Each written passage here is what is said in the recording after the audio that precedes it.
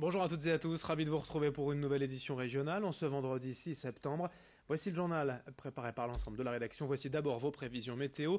Avec quelques belles éclaircies de soleil, voire un beau ciel bleu par chez vous ce matin. Assez rapidement, malheureusement, les nuages vont reprendre le dessus. On nous prévoit en effet l'arrivée d'une perturbation nuageuse cet après-midi, mais dans l'ensemble un temps sec dans la région. Des températures fraîches ce matin au réveil, un peu plus conformes aux valeurs de saison cet après-midi. 16 degrés à Boulogne, 19 à Saint-Omer et à Dunkerque, 21 degrés à Lille. Les prévisions météo complètes après ce journal. On va quand même espérer du beau temps ce week-end car il y a un bel événement avec d'ailleurs ces belles images. La patrouille de France est en visite dans le Nord cette semaine à l'occasion du meeting aérien de Lens-Bénifontaine ce dimanche. Au programme, une expo d'avions d'époque, des sauts en parachute, de la voltige, des démonstrations et le spectacle aérien de la patrouille de France. Hier, des Alpha Jets bleu, blanc, rouge se sont posés à l'aéroport régional de l'Île-les-Quins, la piste en dur la plus proche de Lens, pour un entraînement et une reconnaissance du terrain. Dimanche à Bénifontaine, les pilotes d'élite assureront le show en enchaînant les figures en vol rapproché. Explication avec l'un de ces pilotes au micro de Rémi Desremeaux. On a fait des meetings dans le Nord, on a fait Saint-Quentin, on a fait Merville l'an dernier, où on sent toujours cette grande ferveur pour l'armée de l'air, où l'aviation est très très populaire. Donc on vient ici avec le même entrain, on se dit bien qu'on va avoir un accueil encore une fois de plus fabuleux. Et on est aussi très content de pouvoir participer à un meeting qui est gratuit. Je pense que c'est quelque chose qui est important de pouvoir permettre au plus grand nombre de venir assister aux démonstrations, d'ouvrir un peu les jeunes sur de potentielles carrières aéronautiques et en particulier dans l'armée de l'air. Voilà, d'aller à la rencontre d'un public on sait qui a le cœur sur la main et qui est passionné par l'aviation. Donc on est particulièrement content d'être ici.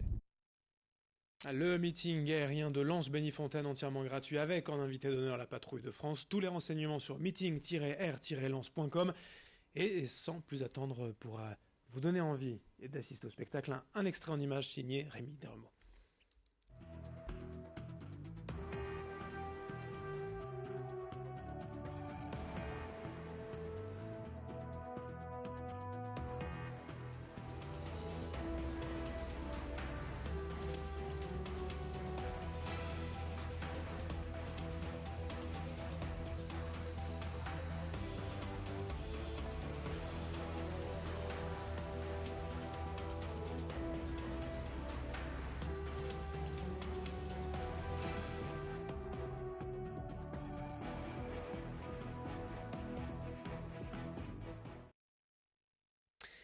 L'actualité régionale et du littoral est également marquée ces derniers mois par le feuilleton animé du controversé maire d'Hesdin suite à de nombreuses polémiques. Depuis son élection en 2014, Stéphane Siekowski-Samier a été révoqué de ses fonctions cet été, une décision entérinée cette semaine par le Conseil d'État.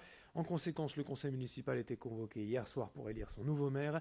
De nombreux habitants étaient d'ailleurs présents pour suivre cette élection attendue et c'est sans surprise finalement le premier adjoint Gérard Lozinguet qui a été élu. Pour certains élus édinois, il faut désormais tourner la page et travailler. Explication avec le nouveau maire d'Hesdin, Gérard Lozinguet au micro de Corentin Escaillé. Ces 5 dernières années, moi j'ai bien travaillé, j'ai beaucoup donné, j'ai bien travaillé quand même pour la ville.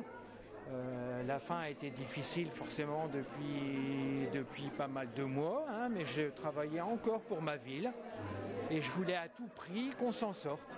Je voulais à tout prix terminer tout ce qui est opaque. La transparence, elle doit revenir. C'est l'argent des Édinois, en résumé. Je ne vais pas en dire plus, ça résume tout. Au chapitre économique, dans ce journal, la région Hauts-de-France vient de signer cette semaine un accord de coopération avec la province chinoise du Zhejiang jusqu'en 2021 au moins. Les deux territoires s'engagent à promouvoir les échanges d'informatique et d'expertise ainsi qu'à mettre en œuvre des projets communs dans les domaines économiques, culturels, éducatifs et touristiques. Pour la région, la Chine est évidemment un vivier de développement économique important. Exemple à Dunkerque, le port a signé depuis mai dernier un accord avec le port chinois de Ningbo, récupérant ainsi des cargos, du trafic et des parts de marché jusque-là détenues par nos voisins européens.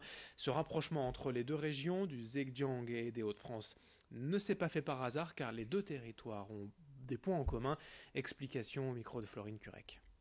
C'est une province qui nous ressemble. Voilà. Il y a 6 millions d'habitants dans les Hauts-de-France. Certes, il y a 6 millions d'habitants dans la ville de Hangzhou, qui est la capitale de la province du Zhejiang. Au niveau PIB, on est à peu près le même. On a des entreprises familiales qui sont implantées en région là-bas dans le Zhejiang, et c'est la même chose ici chez nous. Sur la partie culturelle aussi, nous avons des similitudes. Sur la partie portuaire aussi, on l'a vu tout à l'heure, on a des similitudes. C'est ce qui nous a fait qu'il y a quelques années, nous sommes allés frapper à la porte de la province du Zhejiang. Une information en bref, dans l'Audomarois à Renescure ce dimanche, une marche blanche et silencieuse en hommage à Colline, 8 ans, en tué et fauché par un camion il y a tout juste 7 mois sur la D642. Depuis, ses proches et les riverains ont monté le collectif Colline d'Action pour demander les déviations et que cesse la circulation des poids lourds dans le secteur. Mais entre le contournement sud, nord, des arrêtés municipaux et préfectoraux, la bataille des autorités se poursuit et rien n'avance. Selon ce collectif, marche blanche et silencieuse en hommage à cette petite fille tuée il y a 7 mois. Rendez-vous dimanche matin dès 10h30 à Renescure devant la mairie. On termine avec de la musique et l'événement du week-end sur notre antenne, la diffusion de la 5e symphonie du cycle Malheur par l'Orchestre National de Lille. Une marche funèbre, l'une des musiques les plus sombres du compositeur autrichien, mais aussi un cadeau à son épouse Alma. L'Adagietto, popularisé par le film Mort à Venise, est un pur instant de lyrisme à découvrir ce week-end, demain et dimanche, en diffusion à 15h et 20h sur notre antenne, et présenté par le directeur de l'Orchestre National de Lille, François Bou, au micro de Vincent Vieillard. La 5e symphonie, c'est l'œuvre la plus échevelée, la plus puissante, la plus incroyablement humaine de Mahler. Ça va être le combat de l'homme face à l'univers, et ça va s'entendre, bien entendu, dans sa musique, ça va s'entendre dans son orchestration, dans son final, et c'est une musique qui nous emporte comme un torrent de vie. Fin de cette édition régionale, à suivre vos prévisions météo et dès le prochain quart d'heure un nouveau journal, une nouvelle édition. Très bonne journée à toutes et à tous.